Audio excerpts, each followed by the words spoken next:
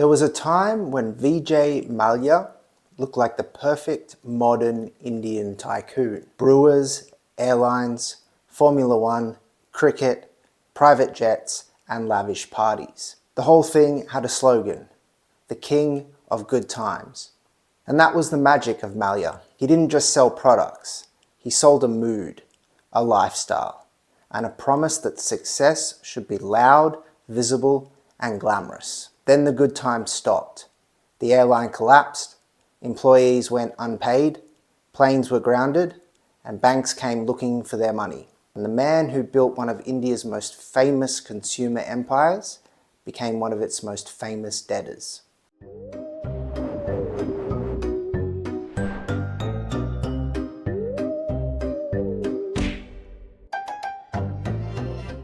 This is not just a story about a failed airline. That would be too easy. Airlines fail all the time. This is a story about what happens when a brand becomes more persuasive than the balance sheet underneath. It's also a story about a very dangerous sentence. Don't worry, the company borrowed the money. That sentence sounds comforting. It sounds like the company wall is standing between you and the problem.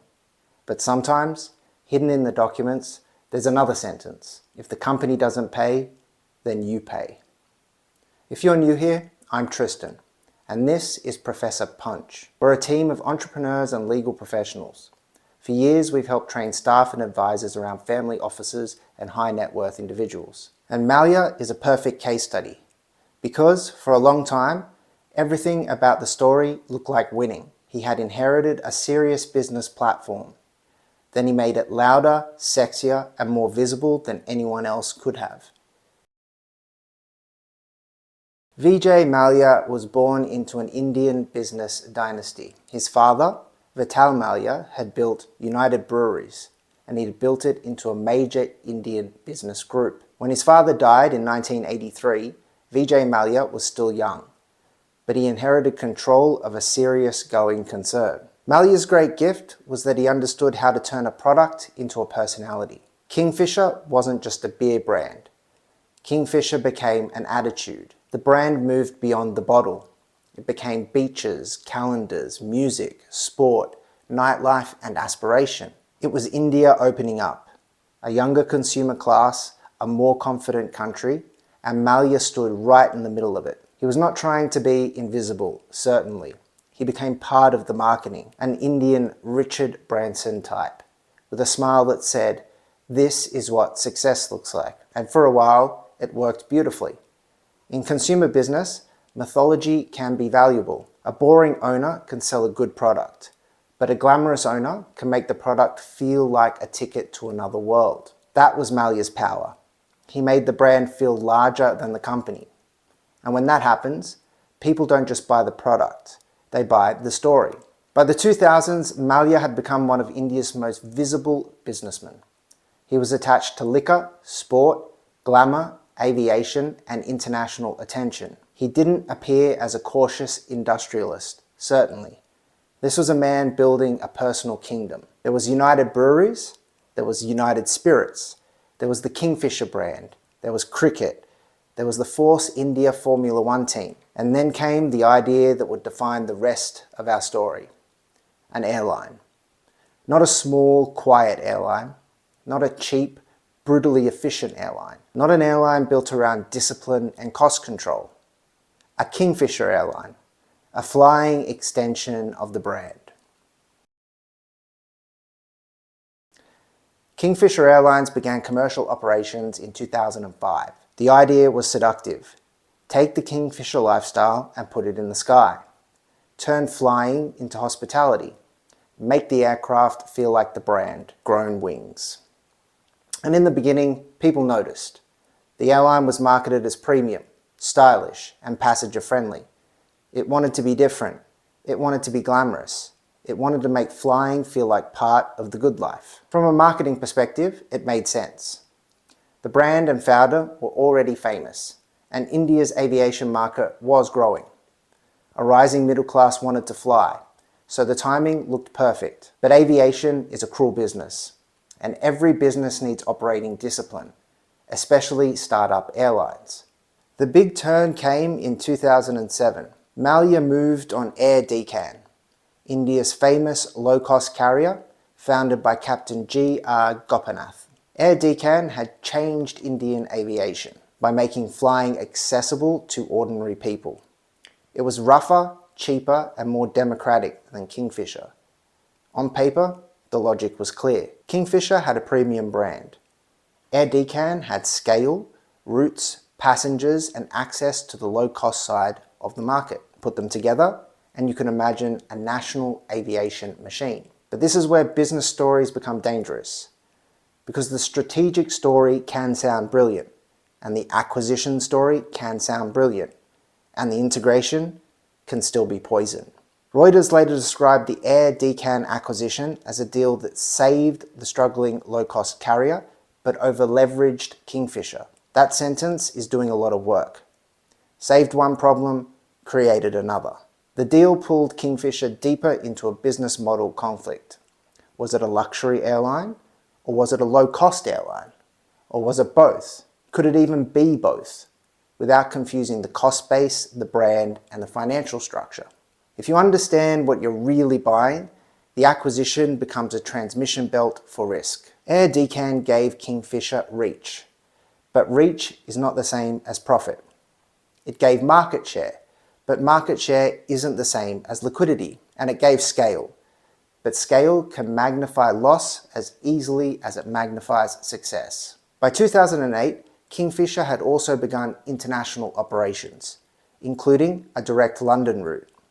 This was a symbolic move. Kingfisher wasn't just trying to dominate the Indian skies. It wanted to look global.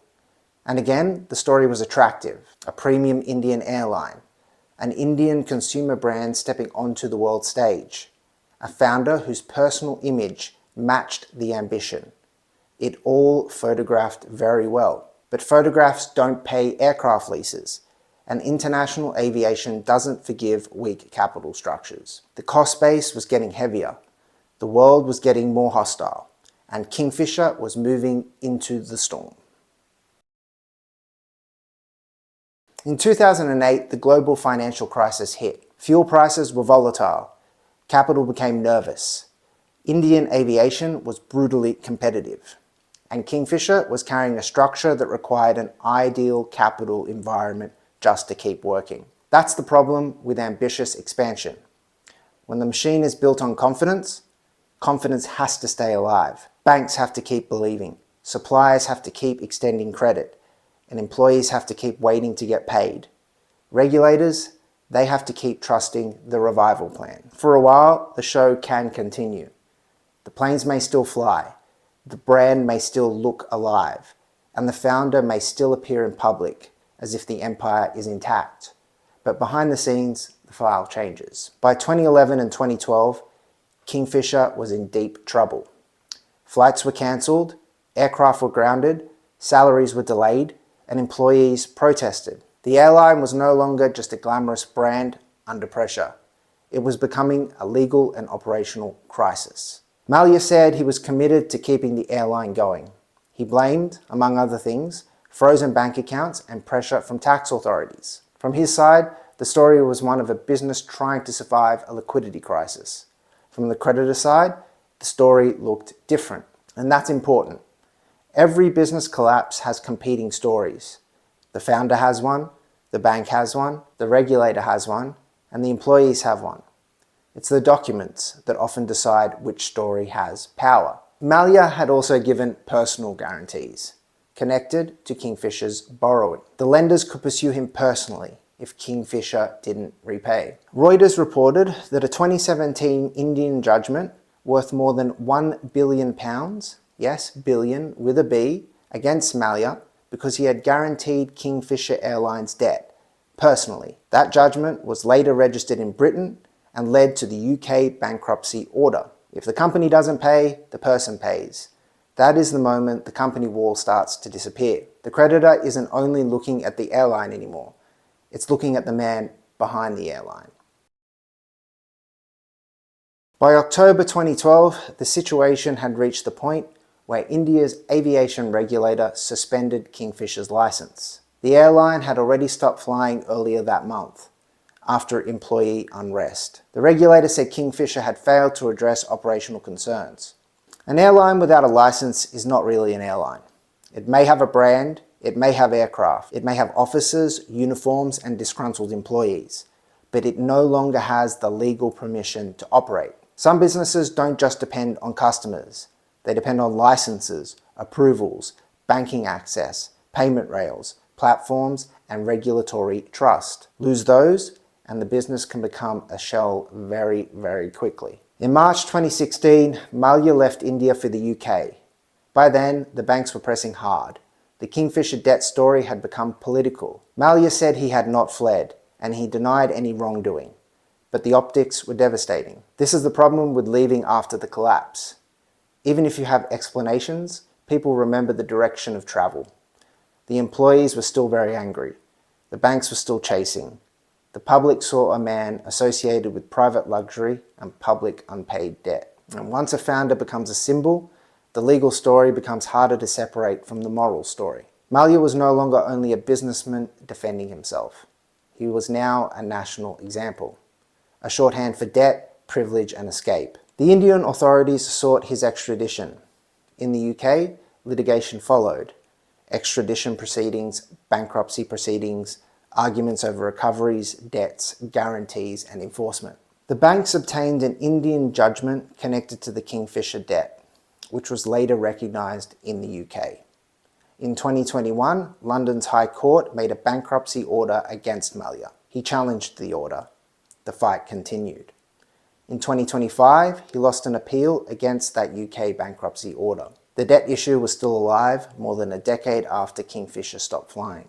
That is the part entrepreneurs should not miss. A business can die quickly. The legal consequences can live for decades. Mallya argued that banks had recovered significant sums through asset seizures, and that the debt position was being overstated. The banks took a different view. The court process continued to treat the judgment, debt, and bankruptcy order as serious legal realities. That is why the story is not simple. It's not just villain and victim. It's founder claims, bank claims, employee claims, state action, asset recoveries, and years of litigation layered on top of each other. But the practical lesson is simple enough. When a founder signs personal guarantees and then the business collapses, the cleanup doesn't stay neatly inside the company. It follows the founder. The tragedy of Mallya is that the image was so powerful. The king of good times, the man with the airline, the beer brand, the racing team, the cricket team, and the lavish parties. It all looked like control. That's the difference between status and structure. Status is what people think you are. Structure is what the documents allow other people to do to you. In good times, status feels stronger. In bad times, structure wins. Kingfisher expanded fast. It took on air decan. It pushed international routes. But ultimately, it took a premium brand into an industry where cost discipline is the real king. When the market turned and liquidity tightened, if a business model needs constant confidence to survive, then the confidence becomes a critical asset. The banks must believe, the suppliers must believe, the employees must believe, the regulator must believe. When belief goes, the machine slows down very fast. The airline story then became a finance story. The finance story became a guarantee story, and the guarantee story became a personal legal story. The personal legal story became, unfortunately for Mallya, a public national drama. When you're building, personal confidence is an asset. People follow the founder. Banks trust the founder. Employees join because they believe in the founder's vision and ambition. But the same confidence can become dangerous under pressure because the founder starts to believe the story can outrun the structure. Sometimes that works. Sometimes persistence saves the business. But sometimes the founder is only buying time while the personal exposure gets worse. That is the legal line serious operators have to learn to see. Not every rescue attempt is noble. Some rescue attempts are just a way of moving the loss from the company to the founder. And once the founder has personally guaranteed the debt, the line between the business's survival and personal exposure becomes very thin. The people watching this are most likely not running an airline, but that doesn't make the story irrelevant.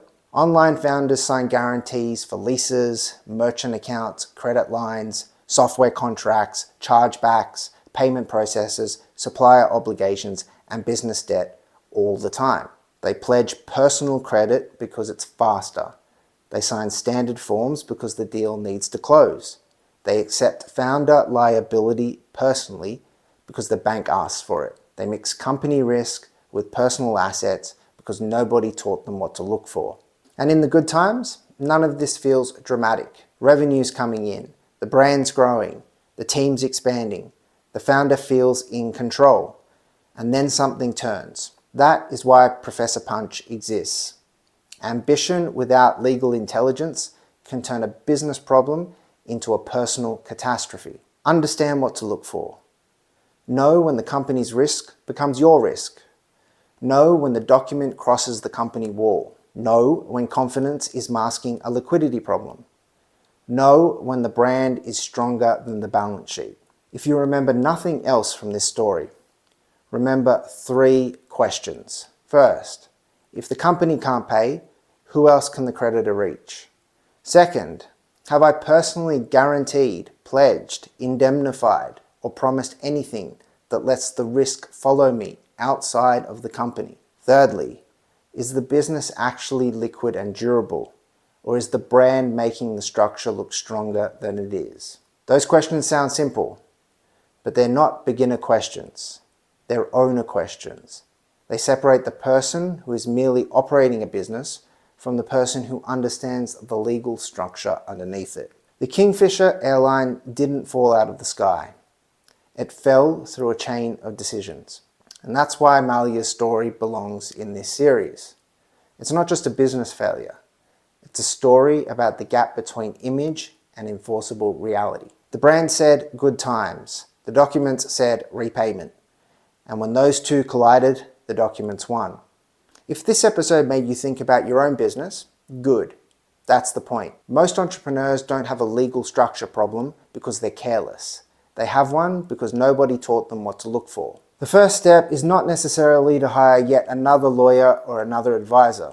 The first step is learning to see the structure underneath the business or underneath your wealth clearly enough to know what questions to ask. That's why we created the Founder Legal Risk Quiz and Scorecard for entrepreneurs. Mallya's story is a warning. Making money isn't enough. You need to learn the legal framework required to keep it. And if you're making $10,000 a month or more, this already matters. This is the point where a lot of founders we work with will start telling themselves 3 very dangerous things. 1, I'm not rich enough yet. 2, I'll clean it up later. And 3, my advisors will tell me when it all matters. That's the trap. If you're making real money online, your business may already have weak points you can't clearly see. So please, take the Professor Punch Legal Risk Quiz. It takes less than 5 minutes, and it'll show you how exposed your business is before the market, bank, partner, creditor, regulator, or one bad deal shows you the hard way. Click the link below in the description and get your result. Thank you.